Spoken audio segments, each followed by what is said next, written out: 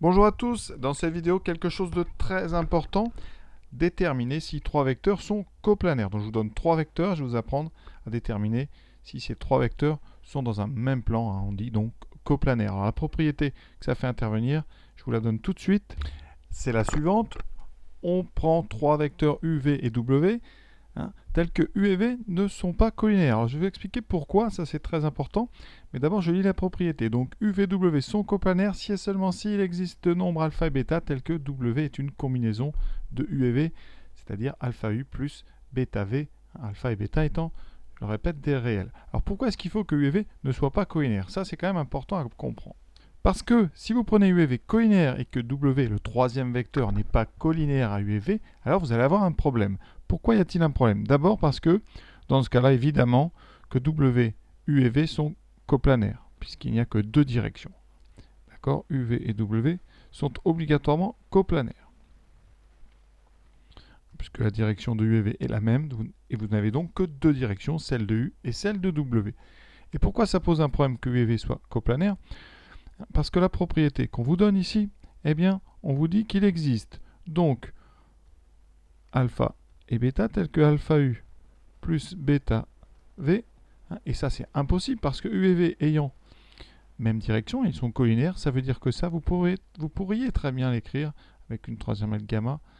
Ça, c'est un multiple de U parce que V est un multiple de U. U et V sont collinaires. Donc ça voudrait dire ici que W est donc collinaire à U, ce qui n'est pas conforme à notre hypothèse. Donc ça veut dire que cette propriété n'est pas valable quand U et V sont collinaires et que W n'est pas collinaire.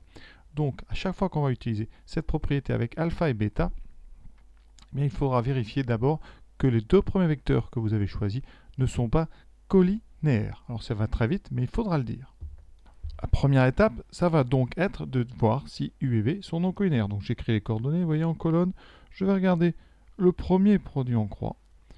Voilà, il est effectivement non nul, ça se voit tout de suite. Ça fait 3 moins 12, ce qui donne 15, qui est différent de 0. Donc, première chose, U et V non collinaires. Cette propriété que je vous donnais, c'est une équivalence. Il y a un si et seulement si, donc je vais partir de la droite. Je vais essayer de montrer qu'il existe alpha et bêta tel qu'on est cette écriture. Donc, on part de W égale alpha U plus bêta V. Je vais traduire ça en coordonnées. Donc, W, 5, 5, 14, doit être égal à alpha fois U, 1, 3, 7, plus bêta fois moins 4, 3, 2. Je traduis ça sous forme de coordonnées maintenant, avec un système. Donc 5 doit être égal à alpha moins 4 bêta. En même temps, 5 doit être égal à 3 alpha plus 3 bêta. J'espère que vous voyez bien. Ici, je multiplie les coordonnées du premier par alpha, les coordonnées du deuxième par bêta. Et ensuite, j'identifie abscisse ordonnée puis cote. Et ensuite, 14, ça doit être égal à 7 alpha plus 2 bêta. Vous avez devant vous un système à 3 équations, 2 inconnues. On va donc le résoudre en s'occupant d'abord, on va dire ici, des deux premières équations. On va utiliser la méthode par combinaison en faisant ici, donc vous voyez si j'avais 3 alpha, ça serait très bien parce que ça ferait une belle soustraction. Donc je vais multiplier la première ligne par 3. Ça fait 3 fois 5, 15. Alors je vais mettre d'abord les lettres, les inconnus à gauche, donc ça fera 3 alpha moins 12 bêta égale 15. Ensuite, 3 alpha plus 3 bêta égale 5.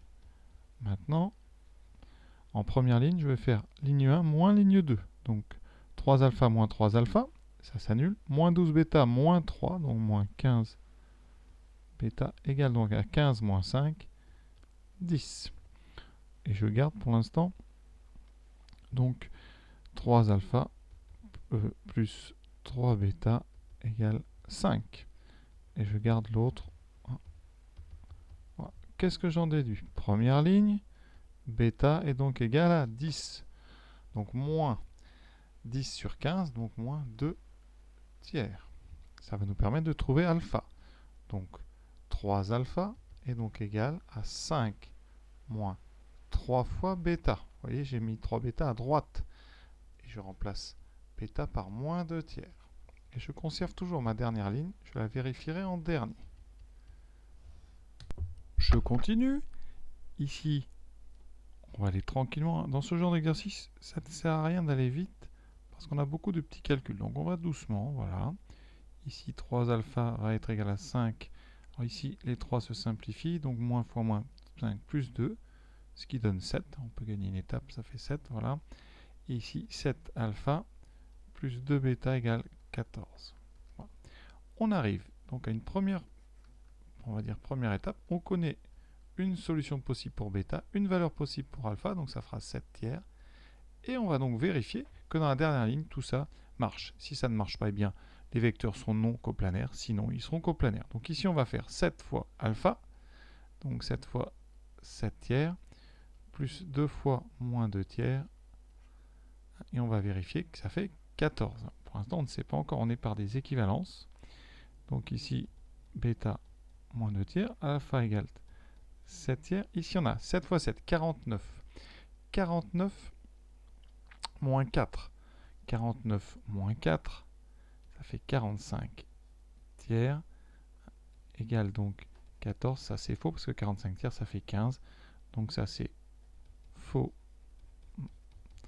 Donc, eh bien, vous n'avez pas trouvé. Hein, donc, il n'existe